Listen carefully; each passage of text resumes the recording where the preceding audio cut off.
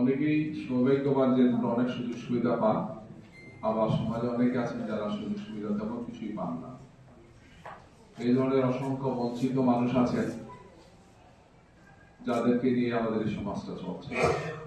আমাদের প্রিয় এই বাংলাদেশ আয়তনে তো খুব ছোট, অনেক বেশি মানুষ, ঘনবসতি, সম্পদের কিছু অপ্রতুলতাও আছে। এই অপ্রতুলতা নিয়েই আমাদের এই সমাজটা চলছে এবং এই অপ্রতুলতা আসলে আমাদের বড় কোনো সীমাবদ্ধতা নয়। কারণ সম্পদ বলতে আমরা যেগুলো বুঝি, বাহ্যিক যে সমস্ত সম্পদের কথা আমরা বলি সেটি আসল সম্পদ নয়। প্রকৃত সম্পদ হচ্ছে মানুষ সম্পদ, মানব সম্পদ হচ্ছে প্রকৃত সম্পদ। এটা একটি জাতির জন্য, দেশের জন্য, রাষ্ট্রের জন্য তার সবচেয়ে বড় সম্পদ হচ্ছে মানুষ। যদি সেই মানুষগুলোকে আমরা সঠিক মর্যাদা দিতে পারি, সেই মানুষকে যদি আমরা সক্ষম করতে পারি, তার যোগ্যতার বিকাশ যদি আমরা করতে পারি, এবং এই ধরনের উদ্যোগ এবং প্রক্রিয়াতে যখন রাষ্ট্র, সমাজ এবং তার প্রতিষ্ঠানগুলো সম্পৃক্ত হয়, তখন সেই দেশ অনেক এবং অনেক এগিয়ে যায়।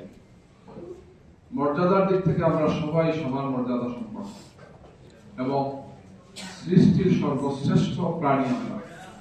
সেই মানুষের মধ্যে কিছু সক্ষমতা, কিছু দুর্বলতা আছে, কিছু সীমাবদ্ধতা থাকে, জন্মগতভাবে কিছু থাকে, আর পরিস্থিতির কারণে একটা। কেউ ইচ্ছা করে দৃষ্টি প্রতিবন্ধী হয় না, বুদ্ধি প্রতিবন্ধী হয় না, শারীরিক প্রতিবন্ধী হয় না। এটা আল্লাহ সুবহানাহু ওয়া তাআলা আমাদের যাদেরকে দিয়েছেন হাত পা চোখ কান সুস্থভাবে, আমরা আসলে অনেকে বুঝতে পারবো। যার দুটো চোখ নেই সে বুঝতে পারে যে আসলে পৃথিবী থেকে সে কি হারিয়েছে। যার একটি হাত বা দুটো হাত নেই, বা একটি পা বা দুটো পা নেই, বা শারীরিক দিক থেকে সমস্ত অক্ষম ব্যক্তিরাই বুঝতে পারে যে আসলে কি আছে। মাঝে মাঝে আপনারা দেখবেন যে কোনো কোনো ভাইরা খুব সুন্দর কমেন্টস করেন, একজন অসহায়, হাত নাই পা নাই এবং মানুষে হাঁটছে বা পড়ে আছে, যে তার দিকে তাকে বলা হচ্ছে যে আমি আসলে দুনিয়ার শ্রেষ্ঠ মানুষ, আমি সবচেয়ে সুখী মানুষ। এই কারণে যে তার যে অঙ্গ প্রত্যঙ্গ গুলো নাই, আল্লাহ আমাকে সেটা দিয়েছেন এবং বিনামূল্যে দিয়েছেন।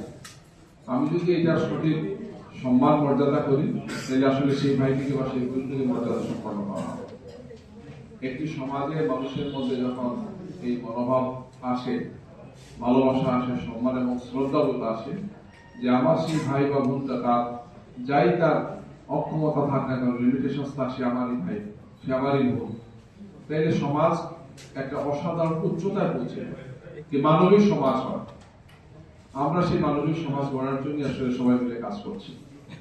রাজনৈতিক অঙ্গন থেকে যারা আছেন, বিভিন্ন প্রতিষ্ঠানে যারা আছেন, সরকারে যারা আছেন, সবারই দায়িত্ব হচ্ছে এই ধরনের একটি সুন্দর মানবিক সমাজ গড়া।